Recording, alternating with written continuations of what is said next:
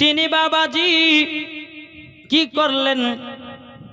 2 রাকাত নফল নামাজ পড়লেন এবং বাবা ফাতেমায়ে তাসবিহ পাঠ করলেন। আল্লাহর কাছে দোয়া করে বলে, আল্লাহ গো, আমার বেটার একটু ভালো মন্দ খেতে চাই, আল্লাহ একটু ভালো মন্দের ব্যবস্থা করে দিন নাও।